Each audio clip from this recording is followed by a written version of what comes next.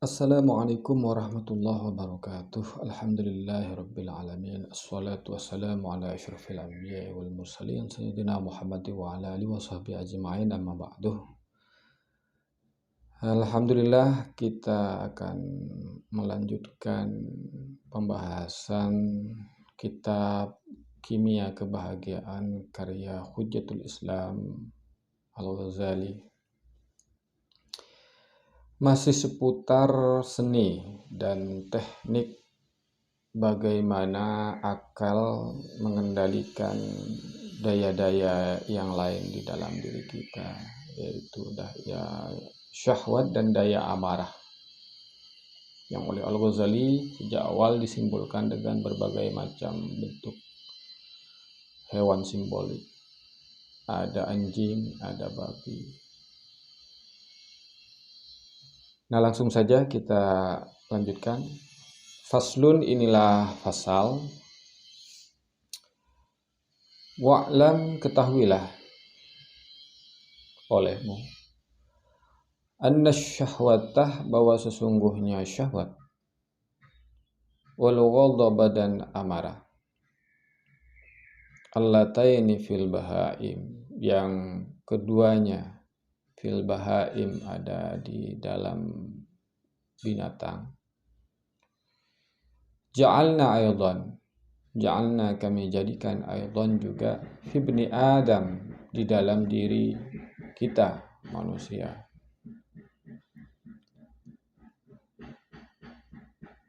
Walakinnahu, akan tetapi, sebentar.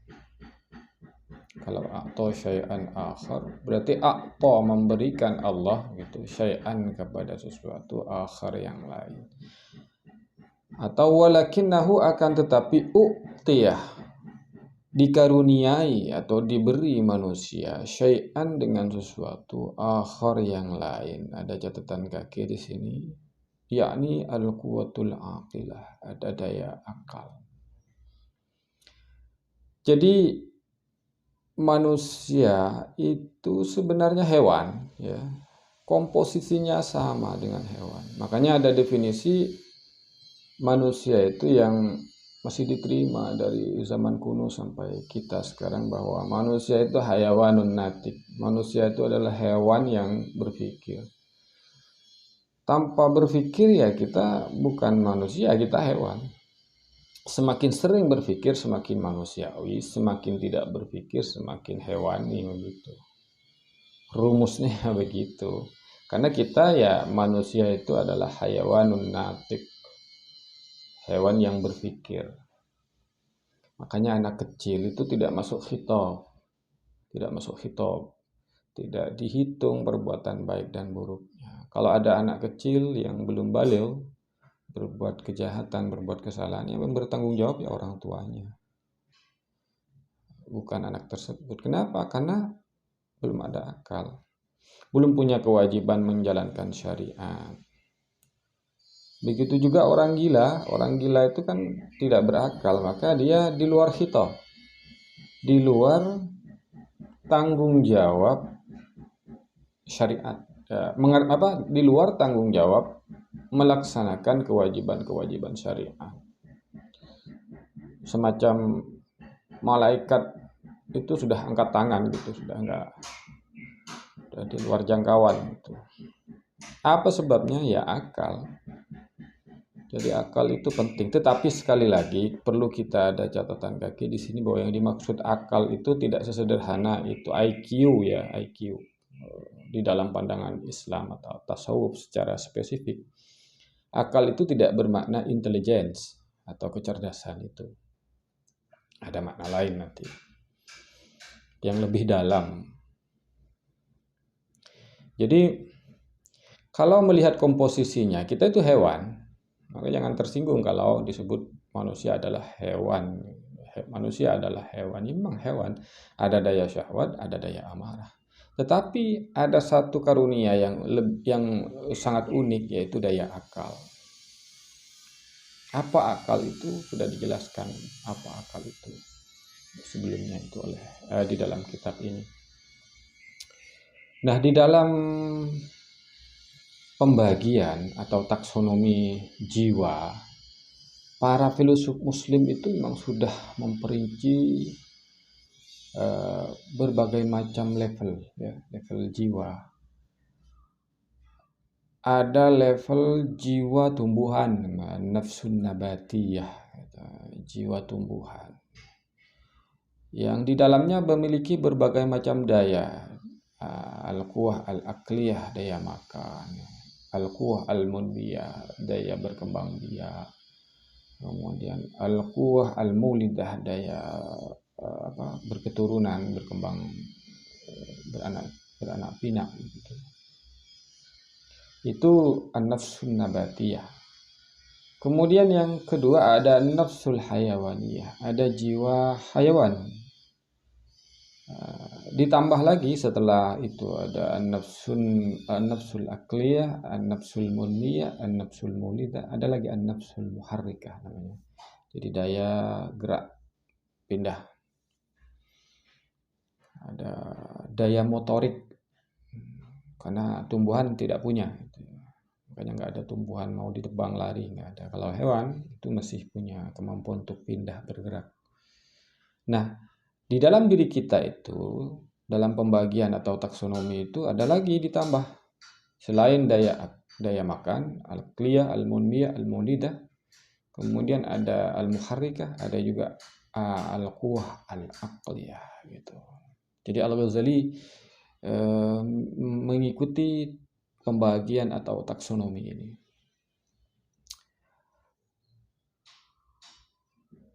Ya itu, makanya akal itu merupakan salah satu kelebihan atau dalam bahasa mantik itu fasol. Dia merupakan pembeda substantif pembeda substansif manusia dari hewan-hewan yang lain. Nah, tanpa kata berpikir dan berakal, ya hewan kita nggak perlu dicatat amal-amal kita. Orang gila, anak kecil itu yang belum tamyiz sendiri sebenarnya merupakan konotasi dari akal. Mayyaza yumayyizu, artinya bisa membedakan benar dan salah.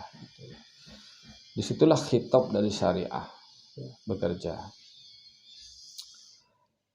Ziyadatan sebagai tambahan, sebagai sebuah bonus istimewa ini, ya. Alaiha, atas hayawan, alaiha atas ya hewan manusia, anak Adam, lisyarafih, demi kemuliaan, untuk kemuliaan, wal kamali, dan kesempurnaan.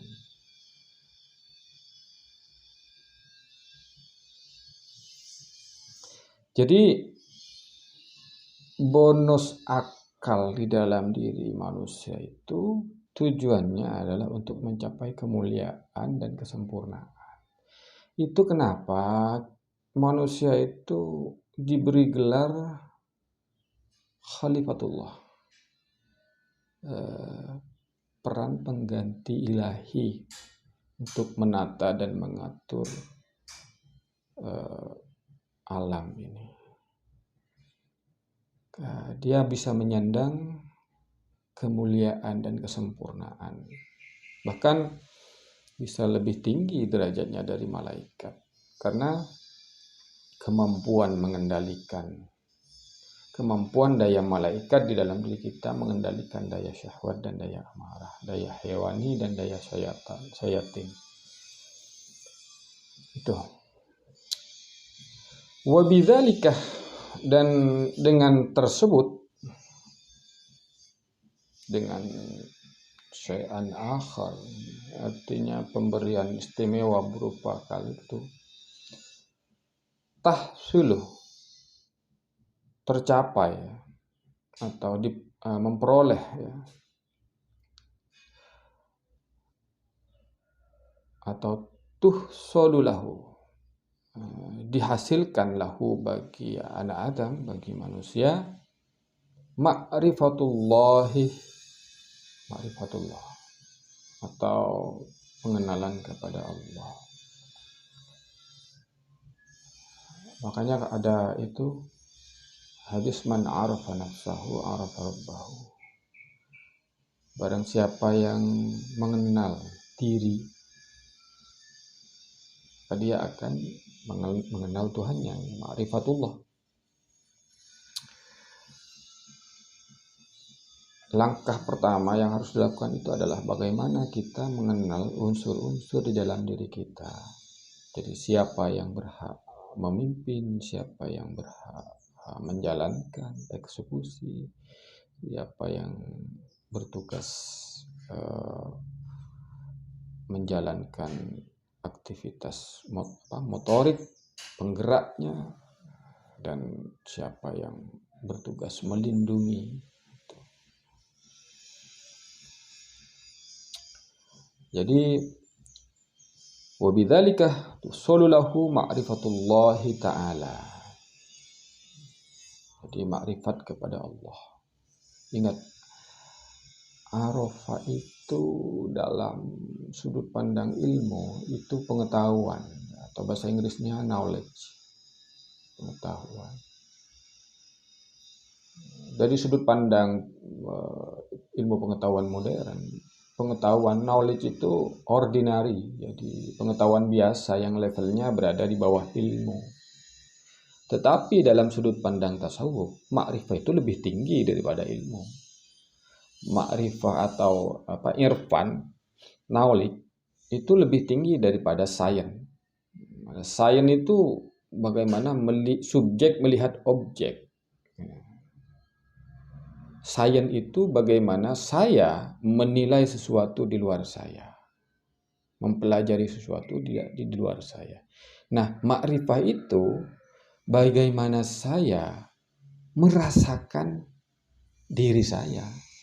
Nah, itu rasa.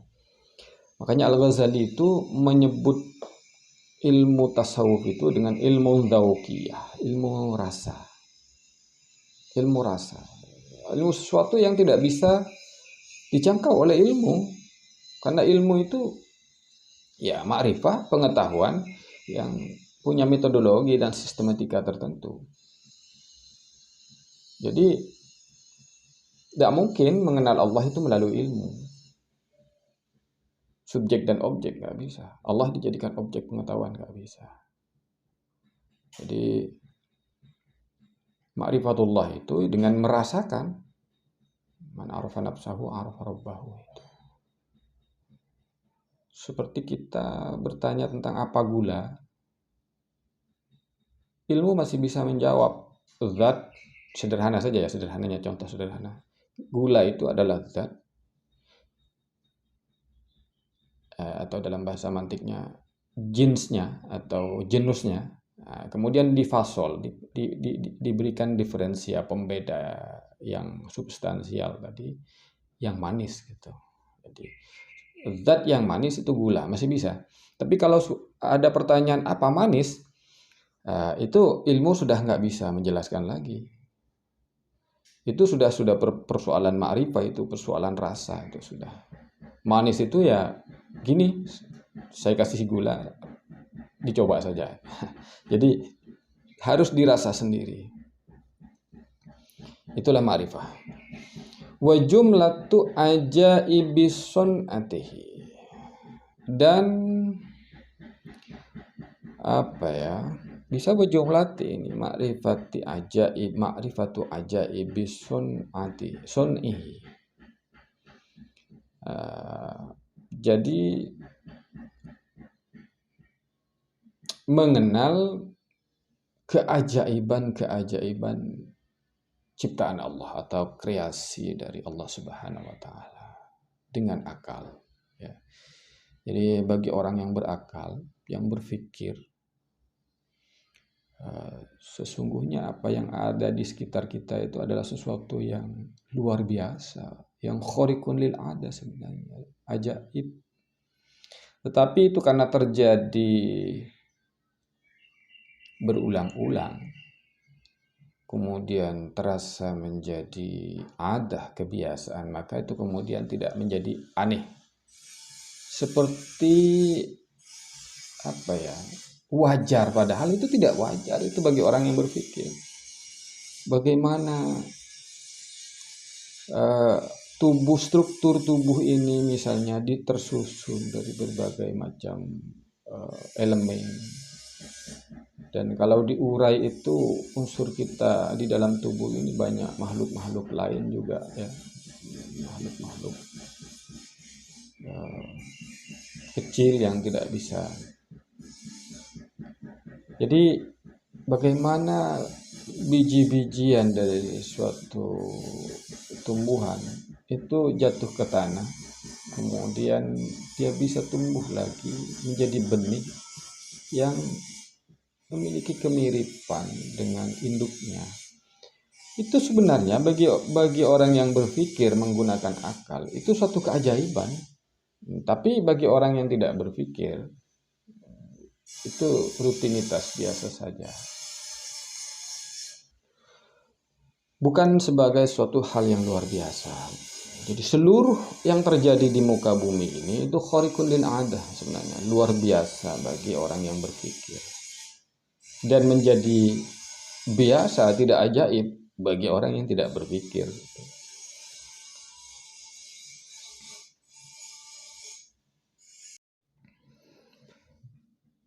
Wabihi, dan dengan akal, yukhallisuh, dapat membebaskan manusia, nafsahu, kepada dirinya, min yadis syahwati, dari kekuasaan atau cengkraman daya syahwat, wal ghadhabi, dan daya amarah, wa tahsilu, dan terhasilkan atau terwujud, lahu, bagi manusia, sifatul malaikati, sifat-sifat kemalaikatan. Apa saja sifat-sifat kemalaikatan itu kan sudah dijelaskan. Sifat rahmah, kasih, mengasihi, peduli, kemudian sifat cinta ilmu pengetahuan, cinta kebenaran, kemudian wala khairih, cinta kepada kebaikan. Itu adalah sebagian dari tanda-tanda adanya sifat malaikat di dalam diri kita.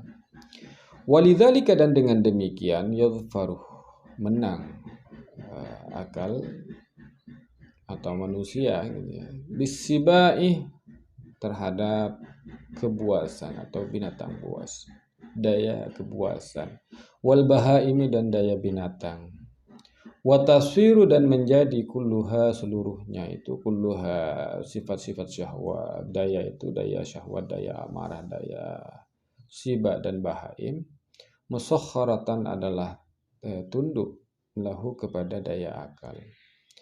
Kama, sebagaimana qala, berfirman subhanahu wa ta'ala, Allah subhanahu wa ta'ala, a'udzubillahi minasyaitonir rajim, bismillahirrahmanirrahim, wasakhkhara lakum ma fis samawati wa ma fil ardi jami'a. Wasakhkhara, dan menundukkan Allah lakum, kepada kamu sekalian, ma fis samawati, ma, sesuatu, fis samawati, yang ada di langit, wa ma, dan juga sesuatu, fil ardi, yang ada di bumi, jami'an, seluruhnya. Ini Al-Quran Al-Jathiyah ayat 13. Jadi inilah mungkin salah satu peran manusia ketika dikatakan sebagai khalifatullah fil ardh, sebagai pengganti peran Tuhan di muka bumi. Ada beberapa sifat yang dimiliki Tuhan itu harus diusahakan untuk menjadi sifat manusia juga. Saya kira demikian yang bisa saya sampaikan kesempatan hari ini. Jika ada yang tidak berkenan, saya mohon maaf, dan semoga bisa memberikan manfaat terutama kepada diri saya pribadi. Wallahul muwaffiq ila aqwamit thoriq. Wassalamualaikum warahmatullahi wabarakatuh.